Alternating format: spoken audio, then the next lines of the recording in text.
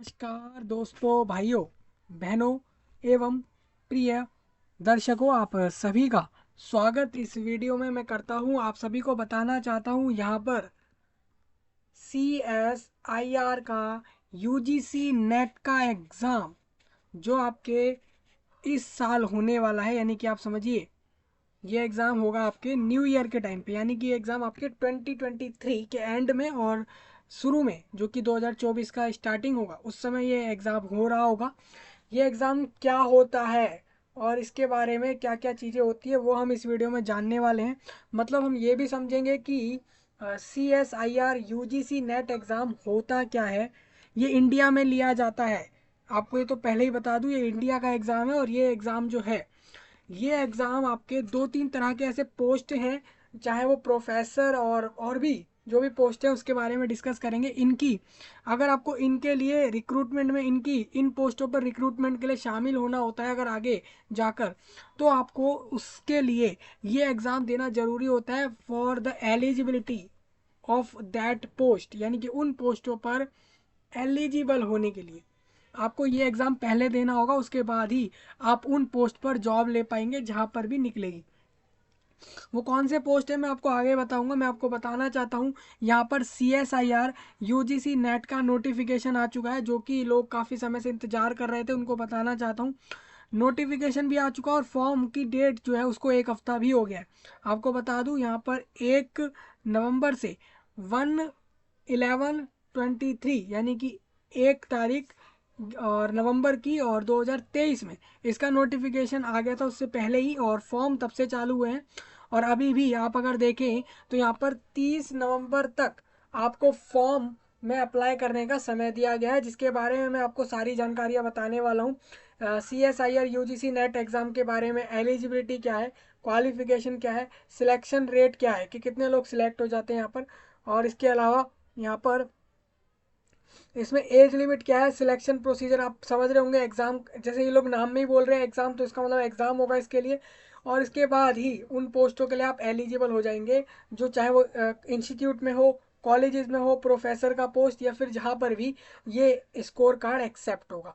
समझ रहे होंगे सारी बातें। हम इसको डिस्कस करेंगे, फॉर्म के डेट्स को भी, फॉर्म के फीस को भी। अब ये ऑल इंडिया है, इस बात को समझ लीजिए। मैं आपको बता दूं, आप अगर इसमें झारखंड से होंगे, उड़ीसा से होंगे, मेघालय, मणिपुर और असम, केरला, कर्नाटका, वेस्ट बंगाल या फिर किसी भी जगह से होंगे इंडिया में, कहीं से भी, तो आप इसके लिए अप्लाई कर सकेंगे, क्योंकि आप सभी लोग इसके लिए एलिजिबल हैं, जो कि काफ़ी अच्छी बात रहती है और ये हर साल ही होता है।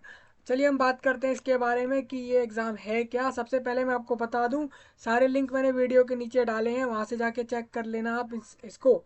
और अगर आपको टेलीग्राम पर भी चाहिए तो कमेंट में बताना, मैं टेलीग्राम पर भी इसको डाल दूंगा।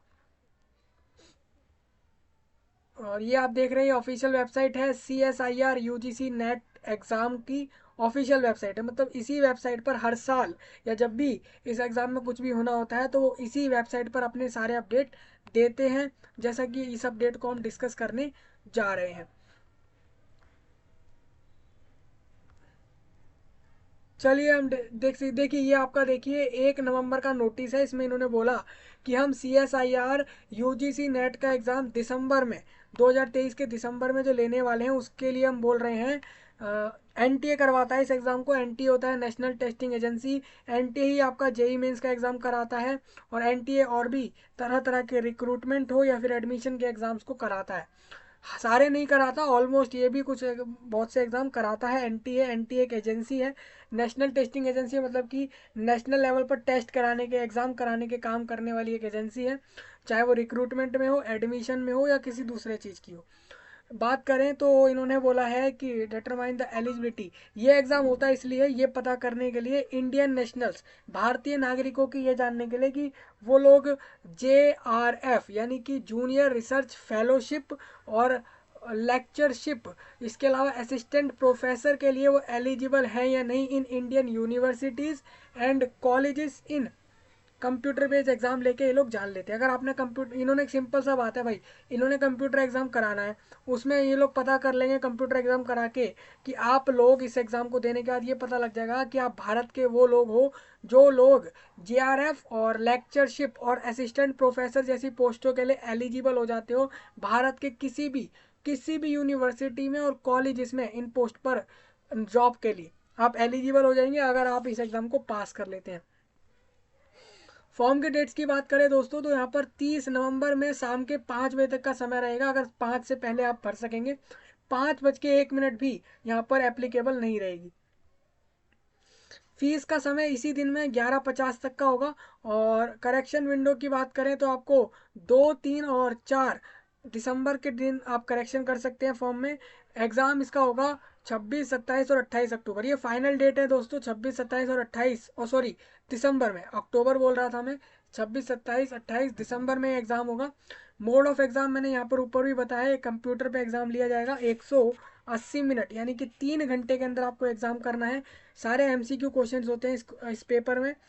अगर बात करें तो लाखों लोग इस एग्ज़ाम में अपीयर होते हैं, लाखों की संख्या में, हज़ार नहीं बल्कि लाखों में लोग इसके लिए भरते हैं फॉर्म। और बात करें यहाँ पर, हर साल का बता रहा हूँ मैं आपको ये। और टेस्ट पेपर्स में अगर बात करें, टोटल टेस्ट पेपर 5 तरह के आएंगे। केमिकल साइंसेज और अर्थ, एटमॉस्फेरिक, और इसके अलावा ओशन और planetary planetary sciences, life sciences और मैथमेटिकल साइंसेस। इसके अलावा फिजिकल साइंसेस आप देख सकते हैं। इसके लिए आप समझ सकते हैं साइंस कितना इंपॉर्टेंट टॉपिक है, और साइंस के अंदर भी ये लोग कितना डीप में जा रहे हैं, किन किन चीज़ों पर आपको दिख रहा होगा। तो ये सारी चीज़ें आपसे पूछेंगे एग्जाम में, और इसके लिए आपको यहाँ पर 3 घंटे देकर एमसीक्यू करा लेंगे इस एग्ज़ाम को। पूरे इंडिया में होगा ये एग्ज़ाम, अलग अलग जगह पर सेंटर रहेंगे, हर राज्य में, हर सिटी में ये एग्ज़ाम रहेगा आपका। इंडिया में हर सिटी मतलब कि हर राज्य की कोई ना कोई सिटी ऐसी होगी जहाँ पर इस एग्ज़ाम को लिया जाएगा। मीडियम ऑफ पेपर की बात करें तो हिंदी और इंग्लिश, ये दोनों में ही आपको क्वेश्चन पेपर प्रोवाइड करा देंगे। दूसरा, इन्होंने यहाँ पर एक चीज़ और बोली है, बाकी जानकारियाँ आपको, जैसे कि बाकी क्वेश्चन पेपर और फीस क्या ले रहे हैं फॉर्म का, क्वेश्चन पेपर कैसा आएगा, बाकी जानकारी उससे जुड़ी हुई वो आपको नोटिफिकेशन में देखने को मिलेंगी जो इन्होंने अपने वेबसाइट पर डाला है।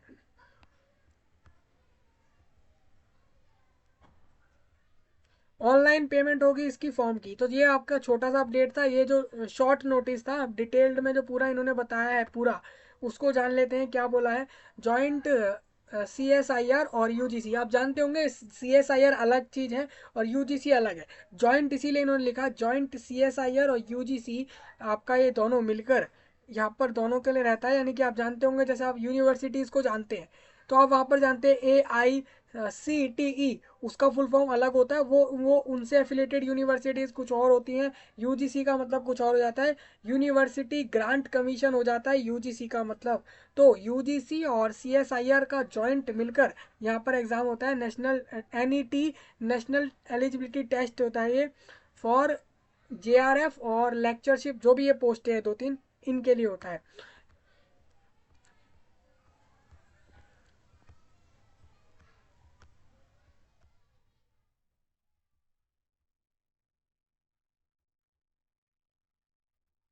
इनका विजन सिंपल सा है भाई, कि ये चाहते हैं कि the right candidates joining best institution, सही सही कैंडिडेट जो है वो ज्वाइन करे अच्छे इंस्टीट्यूशन को, विल गिव इंडिया, जो कि इंडिया को देगा हर डेमोग्राफिक डिवाइडेंट मतलब कि जो कि इंडिया को देगा एक बहुत ही बेहतरीन डेमोग्राफिक डिवाइडेंट, मतलब कि एक अच्छा फ्यूचर देगा उन लोगों को जो यहाँ पर कैंडिडेट सिलेक्ट हो जाएंगे तो वो इंस्टीट्यूशन को बढ़ाएंगे, वहाँ के लोगों को बताएंगे अपने पोस्टों पर।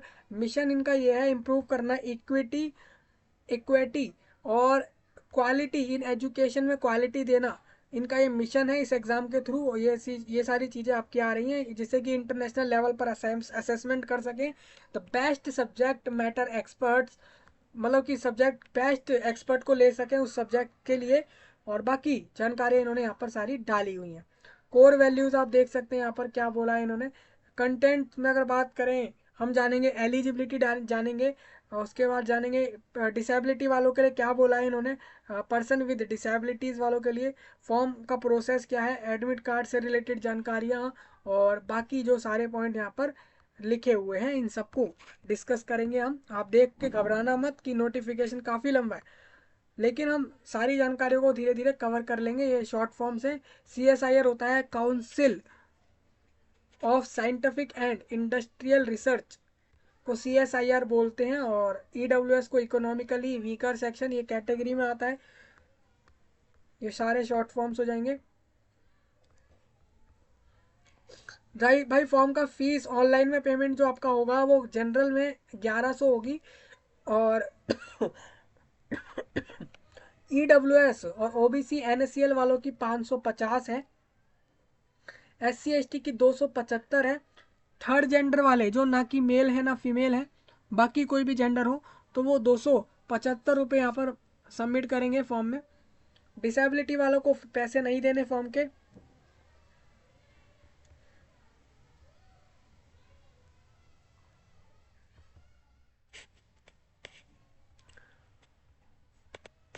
चलिए आगे, इसमें इन्होंने एक और चीज़ बोली है।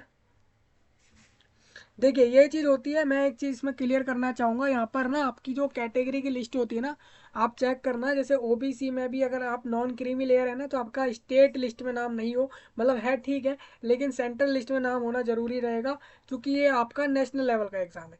मतलब कि यहाँ पर आप समझिए, आपकी जो कैटेगरी होती है ना, वो सेंट्रल गवर्नमेंट सेंट्रल लिस्ट जो होती है इंडिया की कैटेगरी वाली, उसमें आपका होना चाहिए सारा डिटेल, तभी आप उस कैटेगरी के माने जाएंगे। सपोज मानिए आपके पास स्टेट गवर्नमेंट के डॉक्यूमेंट्स में तो आप OBC NCL हैं, लेकिन सेंट्रल वाले में नहीं है, तो आपका यहाँ पर फिर आप UR से अप्लाई करें, क्योंकि फिर आपको NCL में नहीं लिया जाएगा।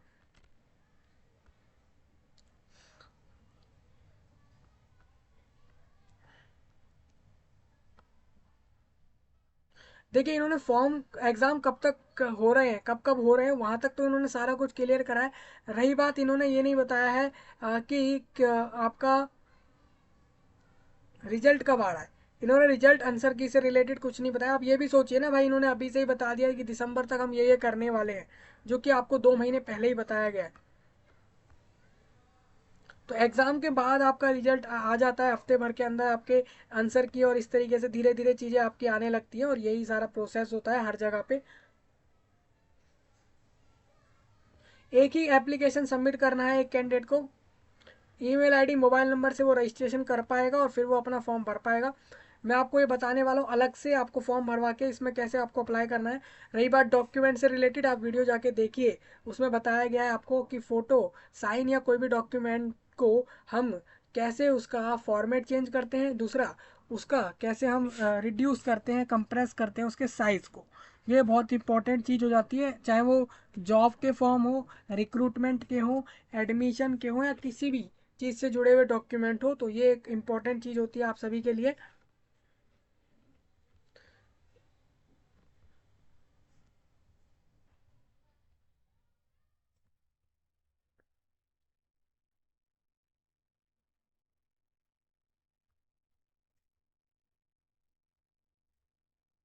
आपको ये सारी चीज़ें ले जानी होंगी एग्ज़ाम जब देने जाएंगे तब, इसके अलावा कुछ आपको नहीं ले जानी होगी।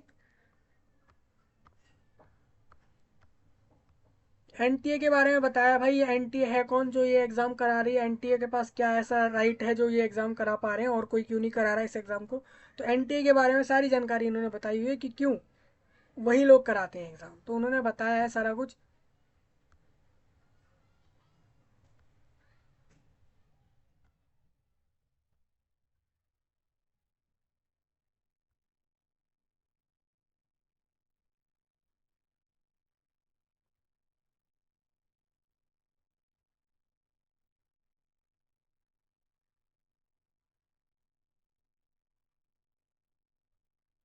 अब देखिए इन्होंने ये भी बताया है यहाँ पर, जो JRF है उसके बारे में बताया भाई, JRF होता क्या है। फिर उन्होंने ये बताया JRF को स्टाइपेंड क्या मिलता है। सपोज मानिए JRF में जो भी सिलेक्ट हो जाते हैं ना यहाँ से लोग, CSIR में अगर वो होंगे NET इस एग्ज़ाम को देकर, तो उनको ना 37,000 रुपये हर महीने मिल रहे होंगे शुरू के 1-2 साल तक, फर्स्ट 2 ईयर, शुरू के 2 साल में।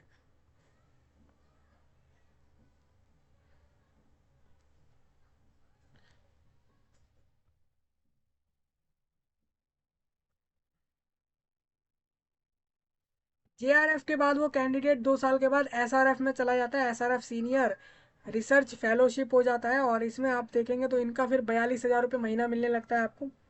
बाकी जानकारी आप यहाँ से रीड करना।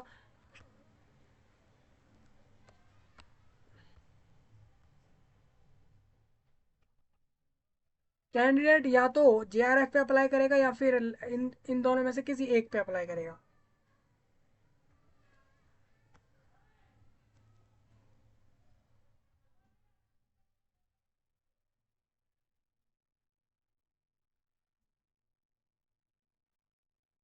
देखिए जो दोनों के लिए एलिजिबल होगा वो अप्लाई कर सकता है, नहीं उसके लिए इन्होंने पॉइंट दिया है।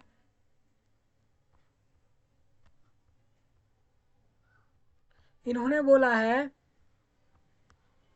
अगर एक कैंडिडेट अप्लाई कर रहा है जेआरएफ पे और अगर वो फुलफिल करता है the laid down eligibility criteria, वो असिस्टेंट प्रोफेसर की भी, तो such a candidate will be consider for both, उसको दोनों पोस्ट के लिए कंसीडर कर लिया जाएगा। लेकिन ऑप्शन या प्रेफरेंस जो है कैंडिडेट की जो फॉर्म में देगा वही मानी जाएगी, आप अपना बता देंगे फॉर्म में जो भी रहेगा। अभी ऐसे में वो लोग पूछ रहे थे ना कि ये हम दोनों पे अप्लाई कर सकते हैं क्या, तो उसी के बारे में मैं आपको बता रहा हूँ, आप अप्लाई कर सकते हैं, आप अपना प्रेफरेंस दे देना फॉर्म में।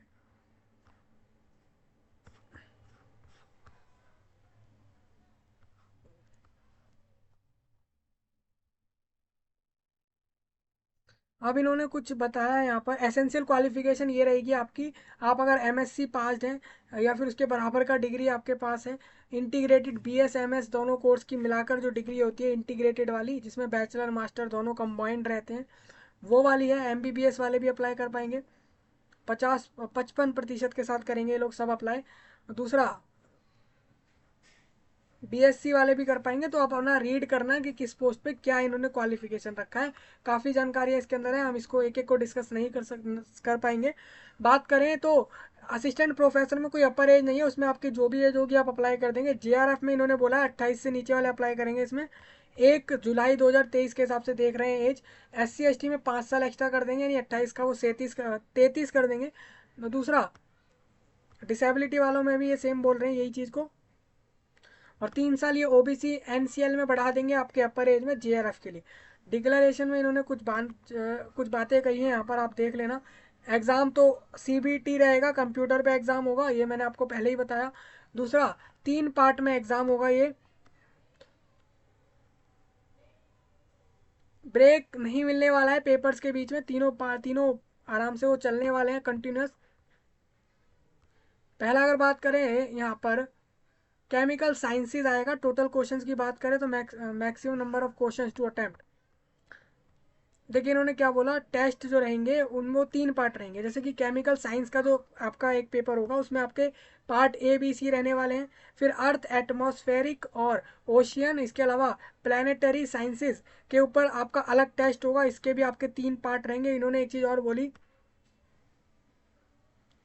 इन्होंने बोला पेपर के बीच में कोई ब्रेक नहीं मिलेगा, यानी कि आपको ये जो है ना, यानी पार्ट A B C के बीच में कोई ब्रेक नहीं होगा। जैसे कि आपको 20 क्वेश्चन दिए पार्ट ए में, 15 करिए, 40 दिए 35 करिए, 60 दिए 25 करिए, टोटल 120 में से 75 क्वेश्चन कर दीजिए। हर क्वेश्चन करेक्ट करने पर पार्ट ए और बी में 2-2 मार्क्स मिलने वाले हैं, वहीं पार्ट सी वाले क्वेश्चन में 4 मार्क्स मिल जाएंगे। तो इस हिसाब से आपके टोटल 200 मार्क्स का रहेगा आपका टोटल एग्जाम। और marks for each incorrect answer, negative marking रहेगी यहाँ पे 25%, यानी कि 2 का 25 हो जाएगा 0.5 और 4 का 1। तो इस तरीके से नेगेटिव में आपके घटा देंगे नंबरों को, ये एक्चुअल करेक्ट में से घटा देंगे जब अगर आप कोई आंसर गलत देते हैं। दूसरा आपका सेकंड पेपर जो रहेगा, इन्होंने बोला है कि पेपरों के बीच में गैप नहीं है, और सेकंड पेपर में भी आप देख सकते हैं कितने क्वेश्चन है और कितने मार्क्स का है। यहाँ पर 33% नेगेटिव मार्किंग रहेगी पार्ट सी के लिए, और पार्ट ए बी के लिए इन्होंने सिंपल बोला है 25%। तो मार्किंग स्कीम इसको रीड कर लेना। आपको बताना चाहूँगा केमिकल साइंस वाले पेपर में तो 25% ही है सारे पार्ट के लिए, लेकिन जब अर्थ और ओशियन साइंसेज की बात आई तब इन्होंने 33% इन्होंने कर दिया है मार्किंग स्कीम को नेगेटिव मार्किंग के लिए। तो ये लोग ये भी मान लेते हैं कि 25% ऑल ओवर रहेगा, तो वो वहाँ से अपने मार्क्स को खो देते हैं, क्योंकि 25% अगर हम देखें तो नेगेटिव में अगर घटेंगे भी तो उतने नहीं जाएंगे जितने 33% पे जाएंगे। फिर लाइफ साइंस का अलग दिया गया है, इन्होंने उसकी भी मार्किंग स्कीम दी है और सबकी दी हुई है, यहाँ पे आप चेक कर लेना।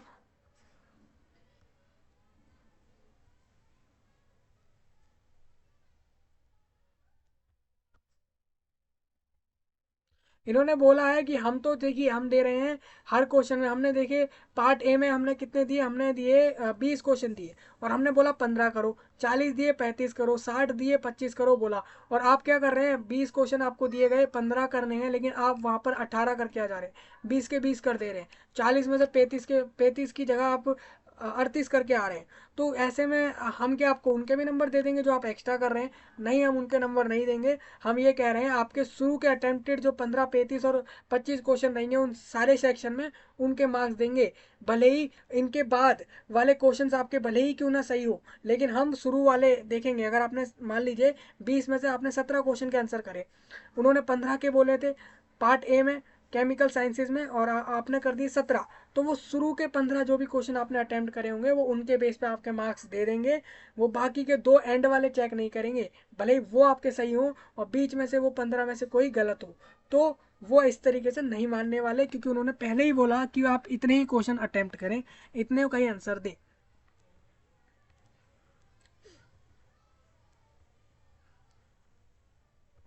सेम बाकी चीज़ों में इन्होंने यही चीज़ बोली है, जितने क्वेश्चन बोले हैं उनके शुरू में आप जितने अटेम्प्ट कर लेते हैं, जितने इन्होंने बोले उतने क्वेश्चन आप अटेम्प्ट करिए, तो उतने ही आंसर के बेस पे आपको नंबर मिल जाएंगे। एक्स्ट्रा अटेम्प्ट करने का यहाँ पर नुकसान हो जाएगा, जैसा यहाँ पर दिया गया है।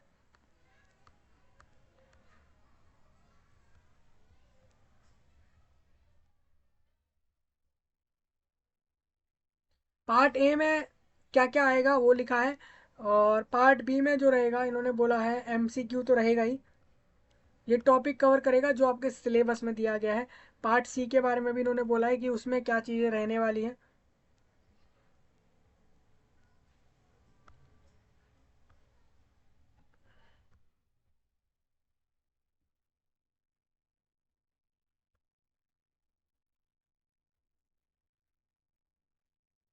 देखिए सब्जेक्ट मैंने आपको बताए थे, वही सारे सब्जेक्ट होंगे।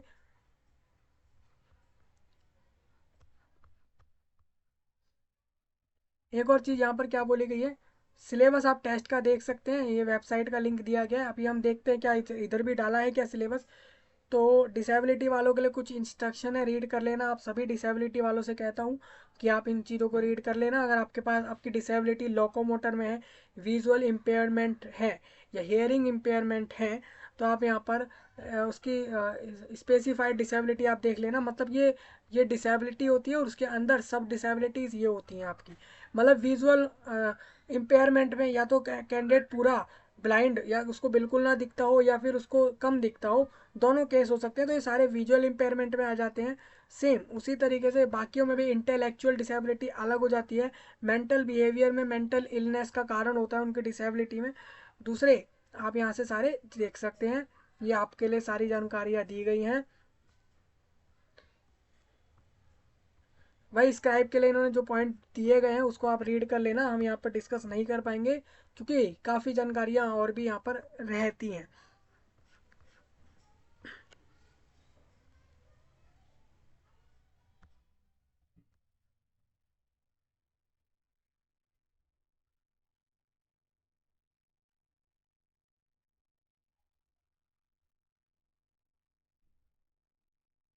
सारी एप्लीकेशन रिजेक्ट हो जाएंगी उस कैंडिडेट की जो एक से ज़्यादा फॉर्म भर दे रहा है सेम कोर्स पर।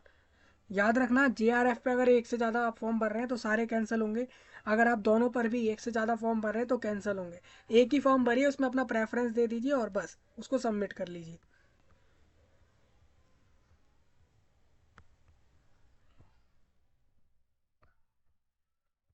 यहाँ पर कुछ नोट में पॉइंट है, इसको आप रीड करना। कहाँ कहाँ एग्ज़ाम होने वाला है उसको मैं आपको आगे बताऊंगा इसमें।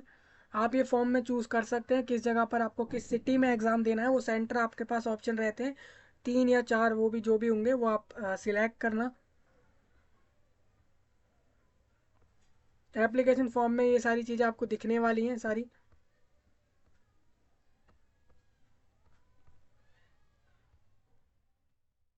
ये पेमेंट का बताया है इन लोगों ने कि भाई पेमेंट कैसे हो रही है इसमें आपकी।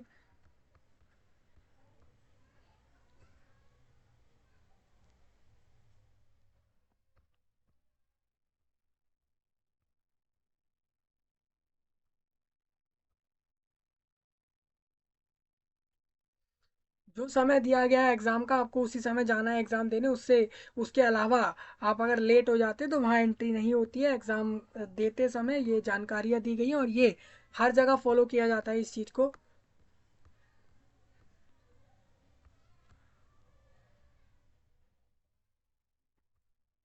ये सारे वो मटेरियल हैं जिनको आप नहीं ले जा सकते। इसको रीड करना कि आप क्या क्या नहीं ले जा सकते एग्ज़ाम जब देने जा रहे हैं इस एग्ज़ाम को।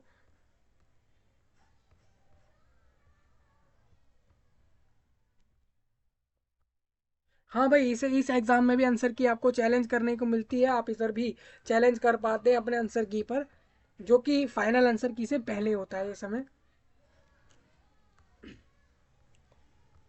एक से ज़्यादा शिफ्ट में एग्ज़ाम होता है, और इसे ये एग्ज़ाम एक से ज़्यादा शिफ्ट में होगा, इस वजह से कहा जा रहा है। यहाँ पर नॉर्मलाइजेशन यूज़ होगा, परसेंटाइल बेस्ड सिस्टम यूज़ होगा। तो उसके बारे में जानकारियाँ रीड कर लेना आप सब लोग।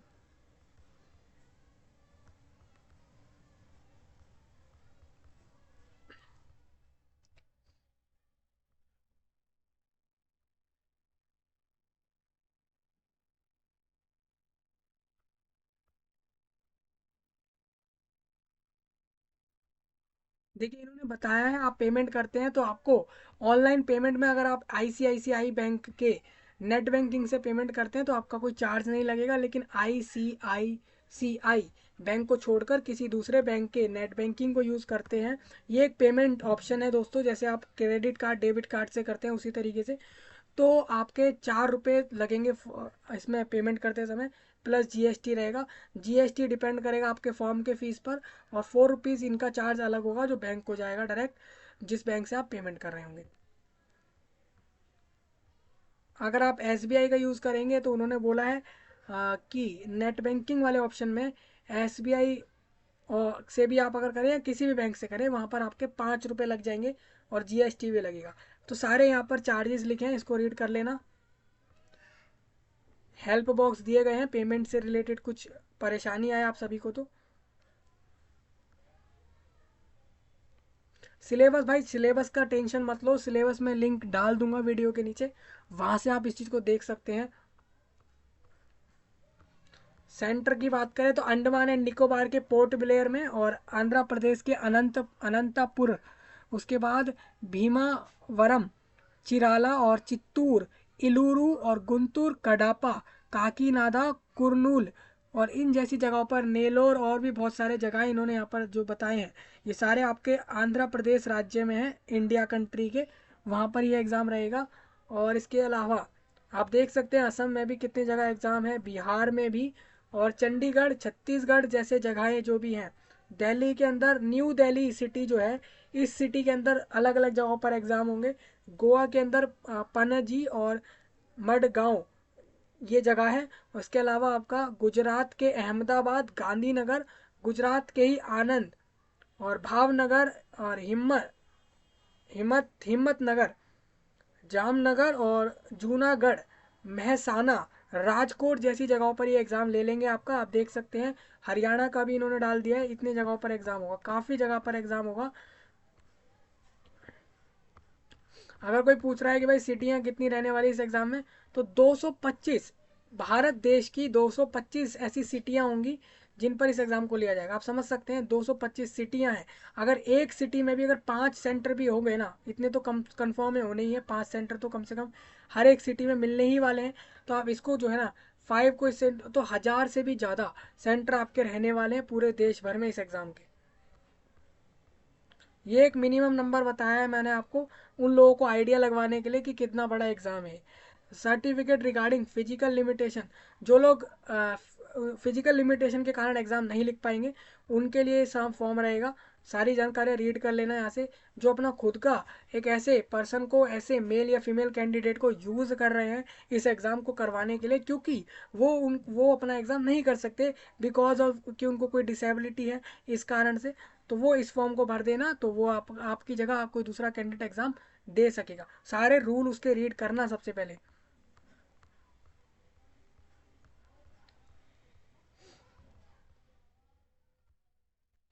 जो रिजल्ट अवेटेड कैंडिडेट होंगे ना, वो इस फॉर्म को भर देना, जिनका रिजल्ट अभी आना बाकी है क्वालिफिकेशन के हिसाब से, तो वो इस फॉर्म को भरना। जिससे कि आप बता सके कि मैं एक अपियरिंग स्टूडेंट हूँ, क्वालिफिकेशन मेरे पास वो है जैसी आप बता रहे हैं, लेकिन मैं अभी मेरा रिजल्ट आना बाकी है, तो मैं ये फॉर्म भर के लगा दूँ और मेरे को इसमें शामिल होने दिया जाए इस एग्ज़ाम में। ओबीसी का फॉर्म ये रहेगा, यानी अपियरिंग वाले फॉर्म भर सकते हैं जो अपनी क्वालिफिकेशन के हिसाब से अभी रिजल्ट के लिए इंतजार कर रहे हैं, उनको कह रहा हूँ। अनुसूचित जाति जनजाति के लिए फॉर्म डाला गया है ये आपका, और यहाँ पर इन्होंने ईडब्ल्यूएस के लिए डाल दिया है फॉर्म। ये सारे आप ही की कैटेगरी हैं, जो भी लोग जानते होंगे अपने कैटेगरी को वो अपना फॉर्म उस तरीके से भर लेना। ये वो है कि डिक्लेरेशन है कैंडिडेट का कि वो माइनॉरिटी कैटेगरी से आता, कम्युनिटी से आता है, समुदाय से आता है, तो वो इसके लिए फॉर्म भर देगा या भर देगी। कोई सिंगल गर्ल चाइल्ड होगी ना तो ये वाला फॉर्म भर देना, जिससे कि आपको इसका फ़ायदा मिले। यहाँ पर अब हम बात करने वाले हैं, इन्होंने बताया है कंप्यूटर बेस्ड एग्जाम यहाँ पर होगा कैसा, वो यहाँ पर इन्होंने दिखाया। आपको इस तरीके से स्क्रीन दिखने वाली है, इस तरीके से ऑप्शन दिखेंगे जिसमें आपको, मैंने ये चीज़ पहले भी बता रखी है आपको एक वीडियो में कि कंप्यूटर बेस्ड एग्जाम होता कैसे है। जो लोग नहीं जानते उनको बताना चाहता हूँ। ये रेड वाला ऑप्शन इसलिए होता है कि आपने अगर किसी क्वेश्चन का आंसर नहीं दिया होगा तो वो उस क्वेश्चन के ऊपर एक बॉक्स बना आ रहा होगा क्वेश्चन नंबर के ऊपर, और वो रेड हो जाएगा। इसका मतलब ये होगा कि आपने उस क्वेश्चन का आंसर नहीं दिया है। और अगर वाइट आता है तो इसका मतलब ये है कि उस क्वेश्चन पे अभी तक आप गए ही नहीं है देखने। ग्रीन मतलब ये है आपने उसका आंसर दे दिया है, अपनी तरफ से उसको कंफर्म कर दिया है कि आप वो आंसर दे रहे हैं। बाकी बात अलग है कि वो सही है या गलत है, वो मार्किंग स्कीम आपकी बताने वाली है, वो आपके आंसर की बताने वाली है कि वो सही आंसर दिया है आपने गलत दिया है। दूसरा यहाँ पर पर्पल में जो इन्होंने बताया है, इसका मतलब ये है कि आपने क्वेश्चन का आंसर नहीं दिया है लेकिन उसको मार्क कर रखा है रिव्यू के लिए। ऑप्शन आपको दिख जाता है मार्क फॉर रिव्यू का। उसका मतलब ये होता है कि आप इस क्वेश्चन को रिव्यू मतलब कि दोबारा व्यू करेंगे, दोबारा आकर देखेंगे इस क्वेश्चन को अगर आपको समय मिलता है, क्योंकि समय तो भाई सीमित ही रहता है सबके पास इस एग्ज़ाम को करने के लिए। तो ये सारे रहते हैं। अभी ऐसे में आप सोच रहे हैं ये वाला ऑप्शन किस लिए, ये इसके लिए है कि आपने आंसर करा है क्वेश्चन का लेकिन मार्क फॉर रिव्यू करा है। तो इसमें आपको बता दूँ इसमें नेगेटिव मार्किंग कहाँ कहाँ हो जाती है। रेड वाले क्वेश्चन में कुछ आपका नुकसान नहीं है, वाइट वाले में भी नहीं है, ग्रीन वाले में नुकसान हो सकता है। अगर सही होगा आंसर तो मार्क्स मिलेगा, गलत होगा तो मार्क्स नहीं मिलेगा, कट जाएगा। उसके अलावा इन दोनों में से आप देखें, इसमें से आपका जो ये वाला ऑप्शन होता है ना, ये वाला, इसमें भी आपके मार्क्स कट जाते हैं क्योंकि आपने आंसर तो कर दिया है ना। तो इस वजह से आपका अगर वो गलत होगा तो मार्क्स काट लेंगे, सही होगा तो मार्क्स दे देंगे। तो यही दोनों ऑप्शन अगर आपके क्वेश्चन पे बने आ रहे हैं, ग्रीन और ये वाला, तो ही आपको चिंता लेने की बात है। बाकियों में तो कुछ होने नहीं वाला, ना तो आपको मार्क्स मिलने वाले ना आपके काटे जाने वाले। बाकी इसके बारे में आपको बताया हुआ है मैंने, देखिए ये आपको दिखा रखा है, इस तरीके से आपको सब दिखेगा। ऐसे क्वेश्चन दिख रहा होगा स्क्रीन पर जैसा आप अभी देख रहे हैं वीडियो में, सेम ऐसा ही होने वाला है और इस तरीके से एग्ज़ाम हो जाएगा।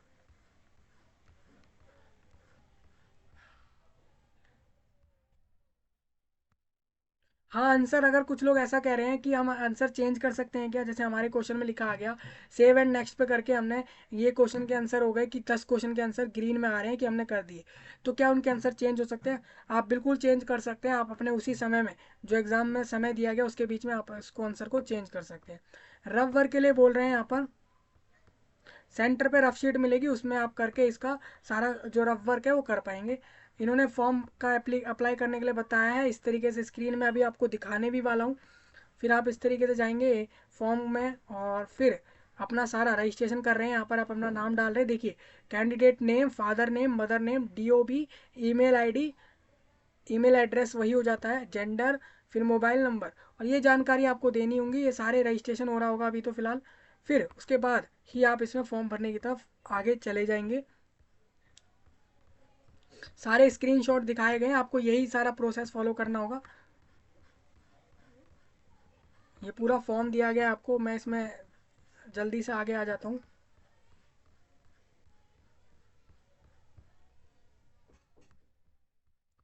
देखिए ये आपका रिव्यू आ गया है, ओ सॉरी व्यू आ गया है। व्यू मतलब ये होता है आप चेक करें कि सारा आपने जो फॉर्म भरा है वो सारी डिटेल आप यहाँ से चेक कर सकते हैं। जैसे यहाँ पर एक फॉर्म में कैंडिडेट ने अपना नाम डाला है, जेंडर में डाल दिया है थर्ड जेंडर, और बाकी सारी जानकारियाँ कैंडिडेट ने यहाँ पर अपनी बताई हैं। उसके बाद ही वो उसने अपना रिव्यू करा है फॉर्म का, चेक करा है। अभी इसमें क्वालिफिकेशन में अगर कोई ये पूछ रहा है कोई भी ग्रेजुएट अप्लाई कर सकता है, तो भाई इसमें कोई भी ग्रेजुएट अप्लाई कर सकता है, लेकिन आप उसमें वहाँ पे चेक करना कौन कौन से कोर्स लिस्ट में दिए गए थे। जब मैं आपको बता रहा था नोटिफिकेशन में, उस लिस्ट में आप इसको चेक करना।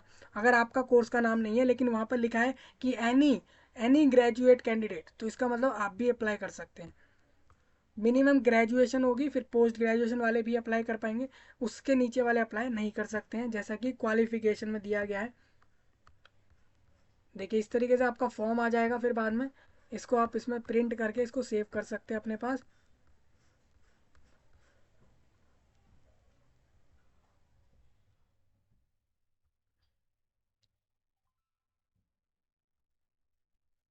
ये इन्होंने अपने फॉर्मूला बताया है भाई। इन्होंने परसेंटाइल का फॉर्मूला बताया है कैसे आपका रिजल्ट बनाएंगे। इन्होंने ये भी बता दिया है, इन्होंने एक एग्जांपल भी ले लिया है कि मान लीजिए एक टेस्ट हुआ 4 सेशन में, यही एग्जाम 4 सेशन में हुआ। वो 4 सेशन ऐसे रहे कि 2 सेशन एक दिन में रहे, 2 सेशन दूसरे दिन में रहे। तो इन्होंने बोला कि पहले दिन के पहले शिफ्ट में इतने लोग अपीयर हुए, इतने लोग अपसेंट हो गए, इतने लोग टोटल थे। और उस शिफ्ट में हाईएस्ट मार्क्स लाने वाले का नंबर बता दिए कितने आए, लोएस्ट के मार्क्स बता दिए। तो इन्होंने सारी चीज़ें बताई, उसके बाद बताया कि कैसे स्कोर कार्ड बनाया गया। तो ये जनरल आइडिया, इससे आपको पता रहेगा कि आपका रिजल्ट भी इस तरीके से बनेगा। बहुत से लोगों को नॉर्मलाइजेशन समझ नहीं आता है एग्ज़ाम का, एग्ज़ाम के बाद तक समझ नहीं आता है, रिजल्ट आने के बाद भी उनको ये बात समझ नहीं आती है। तो इसीलिए आपको बता रहा हूँ, अगर आप इसको समझ लेंगे तो आपको ये चीज़ समझ आ जाएगी।